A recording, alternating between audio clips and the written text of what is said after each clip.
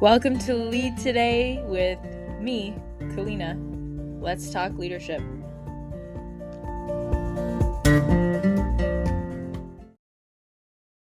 Hello, everyone, and welcome back to the series on my book, Memorable Lessons to Leave a Legacy. We are full steam ahead on this series. It's meant a lot to me to have you here and to really get a chance to look through my book a little bit with different eyes and consider why I added each chapter, what the purpose of each chapter is. For you as the reader, some questions to consider, whether or not you've purchased the book already. It's really an opportunity for you to get to know me as well. And I think especially now when anything written or even stated verbally can be misconstrued so easily, any opportunity for me to clarify my thinking, give you further context, explain with a bit more layers in terms of you can hear the tone of my voice, you can see my face if you watch on YouTube. It gives you another layer to just reading the chapter. And I think that's important.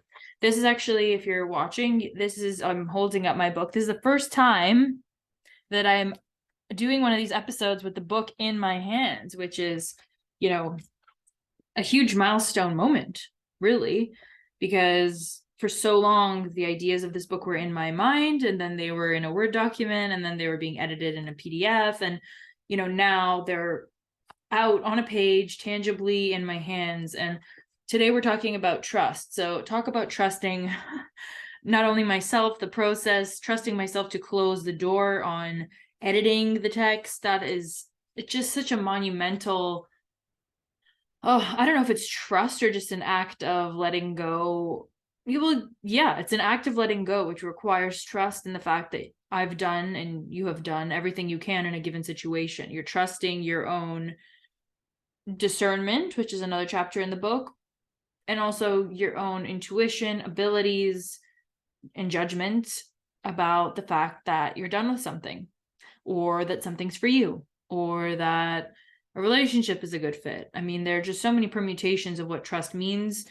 So I put it in the book because I've struggled with trust my entire life, whether it's trusting myself, trusting others, or trusting God, which I've really come to the point now in my life where, God is a huge presence in my life and a huge source of hope, and having faith in something that is unseen and larger than myself has really changed the way that I approach life. And this, along with, I think, many of the chapters in the book, but I think this chapter has the ability to really kind of get to some people, and I understand why. I mean, anytime I mention God in the book, first of all, the first draft of the book manuscript didn't include much about God at all. I maybe talked a bit about a higher power of sorts, but I wasn't willing to use the word God, and I certainly don't think I had a full grasp or understanding of what trusting God would even mean. Because I think the general assumption around God that many people have, and that I had previously, was that God is somehow inextricably linked to the church. God meant the Catholic Church to me, and that meant the people within the Catholic Church, and yet no one person is God in the sense that I understand it and that I live it. So I think that it's really critical, and I do mention this in the book, but it bears repeating, that God is your relationship with a force unseen. God is infinite love.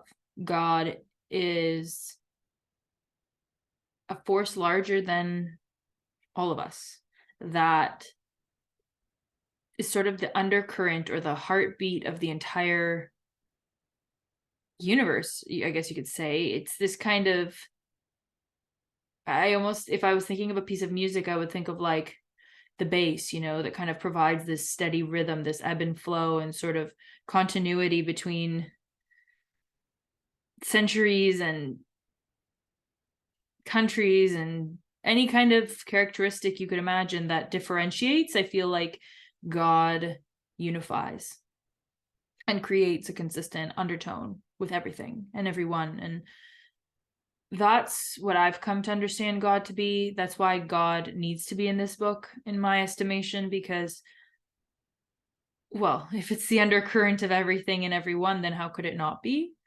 mentioned in a book about leaving a legacy and how you can do that in a meaningful way? I personally couldn't wrap my head around getting this book out without it, which, it was met with a bit of opposition at times. I think I had to explain myself and clarify my thinking, justify why it is that it made sense to have it in the book. And I think that's okay. I think being asked to justify your rationale on things doesn't have to be an attack. You don't have to be defensive about it. It can be an opportunity to really bolster your opinion, your thought process, question yourself a little bit. And I mean, if you get the book and you read it, you'll recognize that questioning your thinking is pretty much all that I'm asking you to do in this book. So I had some early feedback about the manuscript that sort of said, I don't agree with all the mentors you put in this book. I've had feedback saying, why would you add God? I've had feedback asking, okay, why even add mentors? Why not speak it from your experience? Because there's a mentors table section in the book. If you haven't been listening to other episodes, that's one of the sections. So, I've had lots of criticism already without the book even being released. And I would say that, what? I have to trust that the way that I outlined this book and the things that I've chosen to include in it are the things that need to be there based on where I'm at in my life. Because when I started writing this book, it didn't have a quarter of the content that it does now. And I'm sure that if you ask me in even 4 years from now, it will inevitably have feedback from me that says, hey, I wish I clarified this, or now I've updated my thinking on that concept. And where trust comes into play in writing a book or creating anything in your life, I think, is to give yourself a bit of grace as well, to say, look, this is the best I can do in this situation with this information.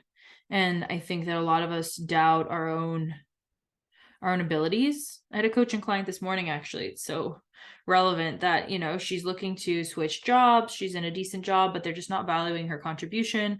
She's been there for a couple of years, no promotion really in sight. They kind of keep giving her this 6-month timeline, but pushing it forward and forward. And she's just really, it's so sad to see people doubt themselves and almost crumble under the judgment and evaluations of others. And it's not to say you don't have to play a game with others in your life. Obviously, we're in a society where I can record these episodes, and if you don't find any value from them or you don't find them interesting, you won't listen anymore.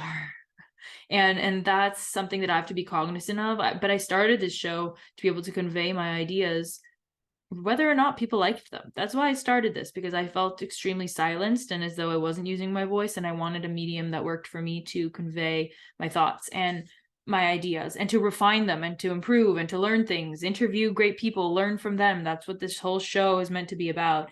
And this book was meant to be a compilation, and is meant to be a compilation of my ideas, of my learnings from various sources. And so, whether or not you like every mentor in the book, or whether or not every idea in the book is something I continue to espouse or agree with in 10 years or 20 years, I trust that I've done the best I can with this book. And I hope that you trust that you're doing the best that you can with your career and your life. And that's really all anyone can ask of you. And that's why there's a whole chapter about trust in this book, in the part 2 about fulfillment. So we really go through trusting ourselves, trusting others, and trusting God. Those are the 3 sections of the chapter. And I thought that all 3 were relevant because, again, I've had a hard time trusting myself my whole life. It comes from self-doubt. It comes from the stories I tell myself. And so changing those to be encouraging, moving those into a place of putting faith in something bigger than myself, and trusting that there is a larger sort of force at work, because how much is really in my control? We talked about this earlier in the book. But at the end of the day, what I say, what I do, what I think even is debatable, right? I mean, I could say I can direct my thinking, right? So in that sense, my thoughts are in my control. But I mean, my actions are largely in my control. Sometimes they feel like they're not, right? If someone provokes you, if you're in the heat of the moment, if something's emotional, your instinctual knee-jerk reaction can seem like it's out of your control, even though at the end of the day, everything you do, if you can slow yourself down enough, is in your control. But, you know, I'm digressing. The idea is that, look, trusting yourself is a lifelong journey, but if you can get there in the different areas of your life, you will absolutely derive a larger sense of fulfillment than you would without it. And so it was just no question that trusting yourself had to be in a book about creating and leaving behind a meaningful legacy, because with self-doubt and a lack of willingness to show who you are and trust in your ability to do things and produce things, go out in the world, you're going to sit in your bedroom and really, in my opinion, kind of just degenerate into really nothing, in a sense, because your legacy is a factor of what it is that you create in this life. And that doesn't have to be tangible, but it is about the people you impact. It's about how you make people feel.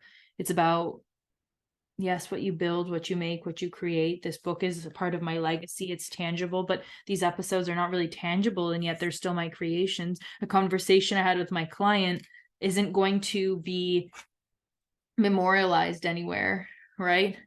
And yet it has potentially changed the trajectory of her life and career. So I'm just getting at the idea that if you allow yourself to be won over by the stories of self-doubt, you're really not only depriving yourself of the opportunity to create a lasting legacy and a meaningful, fulfilling life, but you're really taking that away from everyone else. And this isn't meant to be a guilt trip, right? It's not about everyone else. Part 2 is really about a sense of faith in God.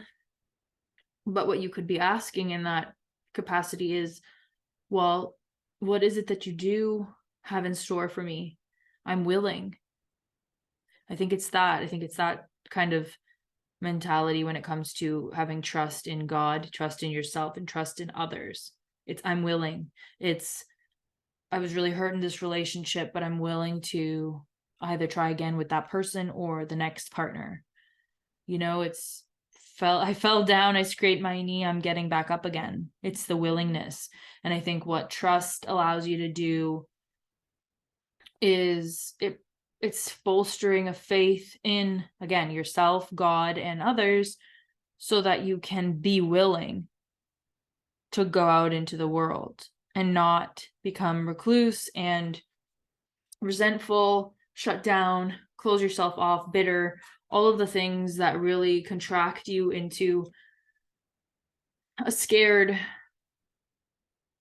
unproductive, sad, hopeless version of yourself.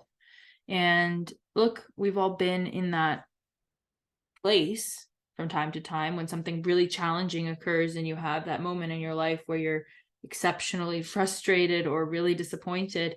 You're called and asked to look at yourself and say, whoa, what happened here? This was disorienting. I'm very frustrated. I'm very disappointed. I feel sad. That's the exact moment when this chapter on trust comes into play, and it says, look to yourself, look to God, look to others for examples and reinforcement of the fact that you are good, you are worthy of great things, you are worthy of health, of abundance, of everything that you need will be taken care of. That premise that you're worthy of being well off in the sense of prosperous, not financially, but in the sense that you're meant to be, you're meant to have a good life. And that doesn't mean there's no suffering. It actually could mean that there's a lot of suffering, but that you transform as a result of it, which is a huge theme throughout my book, and I think throughout pretty much what any person in the personal transformation space, or philosophers, anyone, I mean, everyone, that's all we're talking about, right? Is take your challenge, transform it into something useful. That's a basic premise of a lot of stories and books. So it's not anything new to say, okay, put your trust in God and trust that your journey is your own and unique and go after what you want. I feel like there are a lot of these kind of platitudes that get easily missed for people where it's like, yeah, but I'm in pain. So everything you're saying is kind of going over my head, or I'm just in one ear, out the other, not willing to really embody and accept the concept. But if you can, in the midst of pain, in the midst of suffering, when it's really hard to have trust in yourself, when you've failed something, when you really feel like you failed and that maybe it's all over, I think that's the moment when this chapter is going to relate to you the most. And I think that cultivating the quality of trust is going to be the most useful, is when you're down and out, because that's when you have to seek out that sense of hope and trust in order to move through the difficult period. If you're in a really great time in life and everything feels like it's on an upward swing, yeah, you still need to trust that, you're doing the best you can and it's going to work out. And sometimes people get on an upward trajectory and they fall back down to the bottom, so to speak, because they don't believe in themselves, they don't trust themselves to, or that they deserve to be there. So, I mean, there's so many elements of this chapter that I think probably even go unsaid within the pages of the book because it's such a huge concept, trust. I mean, I could write a whole book on probably every single one of these chapters. But I hope that it will allow you to expand your thinking, even in a 1-degree sense, around the idea of trusting yourself, around the idea of trusting a force unseen, of things unseen. If I didn't trust that I could get this book done, if I didn't trust in myself, trust in my publisher, trust in the editors, trust in the people that bought the book to honestly review it and support me, and more people to buy the book, people to be willing to host me at events, if I didn't trust really in God to give me inspiration, because a lot of times I would sit there going, who am I to write this book? Like, what do I know? What can I give? I've done all these coaching calls. So many people have told me their stories, told me their challenges. We've worked through so many different career roadblocks, life roadblocks, emotional frustrations. I've supported people to walk through difficulty toward what it is that they want. And yet I sat here going, okay, but what do people need to hear in this book? And I'm convinced that I was divinely guided, because I don't have all the answers. And a lot of what's in this book, I think, came to me because I asked those questions and kind of put them out and up and surrendered the idea and said, look, what needs to be said here? And allowed that inspiration to flow to me. So I think when people say, divinely guided or hearing the voice of God or trusting in God, I think it's really putting out a question and allowing yourself to receive an answer. And whether you want to call that intuition, prayer, and then receiving guidance, the words are not as important as understanding how to do that in order to build trust in the fact that you'll receive that answer when you ask for it. I think that's critical. You will receive an answer when you ask for it. What should I do? Should I leave the job? Should I be with this person? Should I move to Guam? Whatever questions you feel like you're wrestling with at the moment, yes, you can ask for outside opinions or advice. Yes, you can ask yourself in a sense and rationally analyze. And I think those two things, getting advice from trusted advisors and contemplating the rational characteristics yourself, are both valuable. But at the end of the day, there's so many criteria to consider that you need to sit back at some point and say, okay, what is it that I really want to do? What is the right next move? What is the best thing for my path? And you're always going to make the right choice. Talk about trust. You are always going to make the right choice, even if it leads to something uncomfortable. The choice that you make, the path that you choose to go down, is always the right one. How bizarre is that? But it is, because I can think of any mistake I've made or perceived mistake or situation where I thought, oh man, I wish I had a do-over. Like there are those movies, what is it? I think 13 Going on 30. There are a couple of movies like that where, there's a character, they hit 30 or 40 or 50 and they think, oh man, if I just did this one thing differently when I was 16 or 25, then the whole course of my life would have changed and everything would have been so much better. But then they realize that, hey, actually, most of the time, the moral of the story is either, no, even if you did it this way, the end result would have been the same in one way or another. The core end result would have been the same. You would still get the divorce, not be with the person, move to this place, leave the job, whatever. So even if you meander across 5 different permutations of decisions, you end up to a similar place to where you're really meant to be, regardless of that one choice. You will find a way to course correct toward what it is that your life purpose is. Or B, the moral of the story is, yeah, you know what? You've been not a great person. Now here's a shot to be a better person. But usually, again, they end up in some similar permutation of the end result. It's just that they've grown a new sense of appreciation for being good, being kind. So I think even if you could get a do-over of a part of your life or decision of your life, what's so interesting is where you're meant to be inevitably will find you, even if you stumble, even if it takes you a bit longer, even if you make what is a quote unquote wrong decision or fall backwards, you are still going toward fulfilling what it is that is meant for your life. And then you might say to me, okay, well, wait, so you're telling me that it's destiny? Are you talking about fate? So now what, like, no matter what I do, I'm going to end up in some place. Why should I try? I mean, I think that's where we get into a bit of nihilism, really, where we say, okay, what's the point? What's the point if it's all predetermined? What's the point if no matter what I do, I'll end up where I'm meant to be? Where am I even meant to be? What's the point of my book if we're just all going to end up where we're supposed to be, with or without answering the questions or being introspective or going on this wild goose chase to reach our goals? Like, why should I care? And I think the answer to that is, well, trust in a big sense. Because you have to trust that the process is the whole point. And I think I talk about it a bit in the chapter on contribution. If not, I'd like to reference it here, because when you hit one of those milestones, you get married, you get a new job, you leave the job, whatever that inflection point is, that high lasts for such a short amount of time compared to the whole time you were trekking up that hill to get to the top. Right? So why try? Why, if it's all predetermined, if I know I'm going to get to the top of the mountain, why should I try? It's like, well, because you're supposed to enjoy the walk to the top. You're supposed to look around. You're supposed to enjoy the adventure that you're on, even if the destination is predetermined. Even if, okay, no matter what I do, I'm going to create the exact story that's meant for me in this life.